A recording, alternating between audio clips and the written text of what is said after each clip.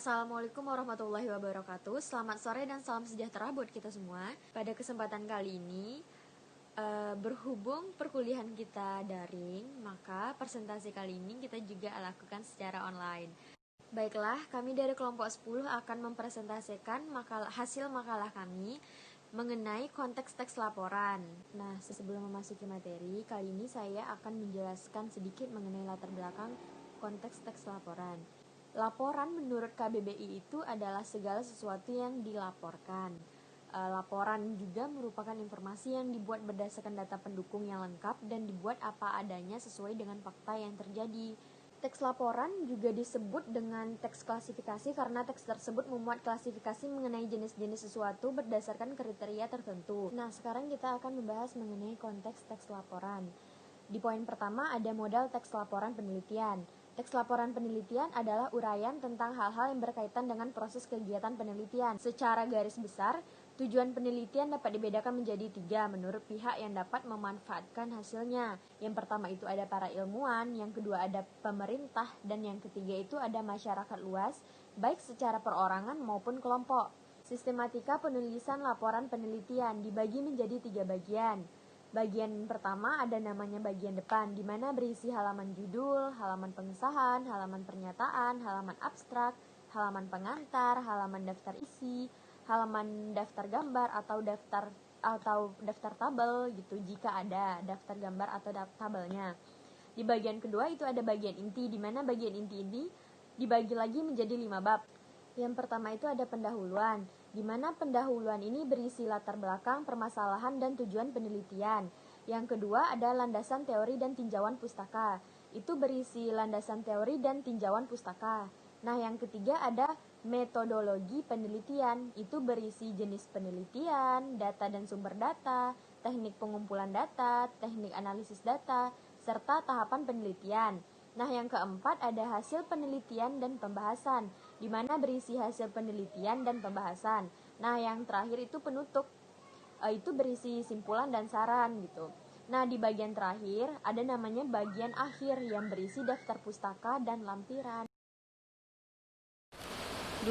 Model teks laporan kegiatan. Teks laporan kegiatan adalah teks yang disusun setelah kegiatan selesai dilaksanakan. Teks laporan ini dibuat oleh sekelompok maupun perorangan yang bertanggung jawab pada pelaksanaan kegiatan, dan laporan ini digunakan sebagai bahan pertanggungjawaban kepada atasan maupun sponsor kegiatan tersebut. Terdapat sistematika penulisan laporan kegiatan. Yang pertama yaitu bagian depan terdiri dari halaman judul, pengesahan, pernyataan, kata pengantar, daftar isi, dan daftar gambar. Yang kedua yaitu bagian inti. Yang pertama, poin pertama pendahuluan, terdiri dari latar belakang kegiatan, objek, dan tujuan kegiatan.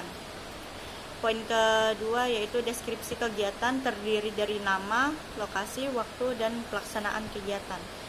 Poin ketiga, pelaksanaan kegiatan, pembahasannya kegiatan yang dikerjakan, strategi pelaksanaan, dan kendala yang dihadapi serta cara mengatasinya. Poin keempat yaitu penutup, terdiri dari kesimpulan dan saran. Yang ketiga, hubungan genre pada teks laporan penelitian. Terdapat beberapa tahapan dalam hubungan genre pada teks laporan penelitian. Yang pertama yaitu abstrak. Abstrak ini merupakan genre mikro yang berisi ringkasan seluruh penelitian yang dilaporkan. Abstrak juga dapat disebut dengan ringkasan atau intisari. 2. Pendahuluan. Isi tahapan pendahuluan pada laporan penelitian dan proposal pada dasarnya sama.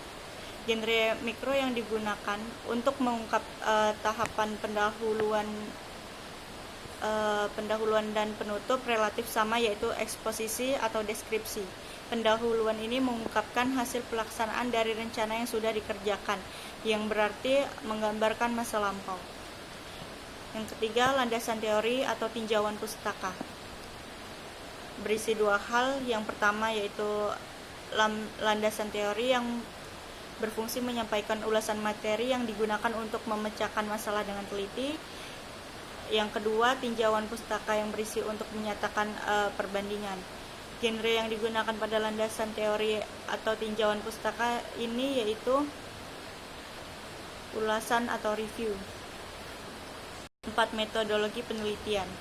Genre mikro yang digunakan adalah deskripsi atau meliputi laporan, rekon, dan prosedur.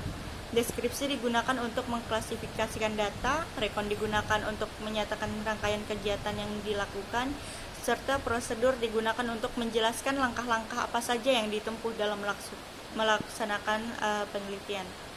Poin kelima, hasil penelitian dan pembahasan, yaitu terdiri dari dua hal yang berbeda. Genre mikro yang digunakan pada hasil penelitian ini adalah deskripsi dan diskusi. 6. Penutup, berisi penyampaian kesimpulan dan saran. Genre mikro yang digunakan pada penutup ini yaitu deskripsi atau eksposisi. Assalamualaikum warahmatullahi wabarakatuh. Saya Fauzi Fadilah akan menjelaskan tentang hubungan genre pada teks laporan kegiatan. Teks laporan kegiatan mengandung unsur-unsur yang saling berhubungan, yaitu ringkasan, pendahuluan, deskripsi kegiatan, pelaksanaan kegiatan, dan penutup. Pada struktur teks yang terdiri dari tahapan-tahapan tertentu direalisasikan oleh genre mikro dengan isi dan fungsi retoris masing-masing. Untuk tahapan yang pertama ada ringkasan. Ringkasan laporan kegiatan mengandung unsur-unsur sebagai berikut. Yang pertama, tujuan kegiatan, kedua deskripsi kegiatan, ketiga pelaksanaan kegiatan, dan yang keempat saran. Ringkasan laporan kegiatan berbeda dengan abstrak laporan penelitian. Perbedaannya itu terletak pada unsur-unsur pembentuknya. Pada laporan kegiatan tidak mengandung landasan teori dan metodologi penelitian. Adapun ringkasan laporan kegiatan terdapat analisis. Analisis yang dimaksud bukan analisis menurut prinsip-prinsip penelitian, tetapi semacam strategi yang digunakan untuk melaksanakan kegiatan tersebut dan untuk mengatasi kendala-kendala yang timbul dalam pelaksanaan kegiatan tersebut.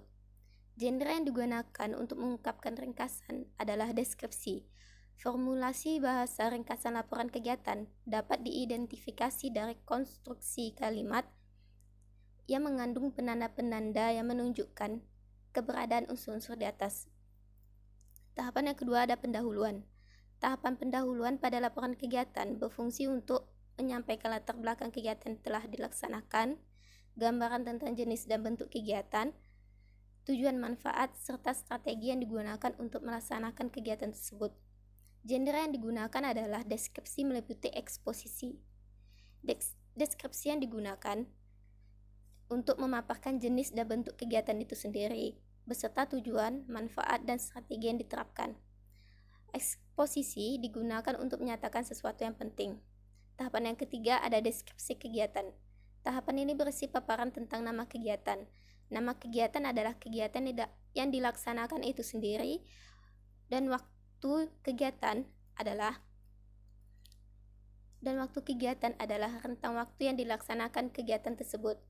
Adapun pelaksanaan kegiatan adalah orang-orang yang terlibat dalam kegiatan itu sendiri. Genre mikro yang digunakan adalah deskripsi. Tahapan yang keempat ada pelaksanaan kegiatan.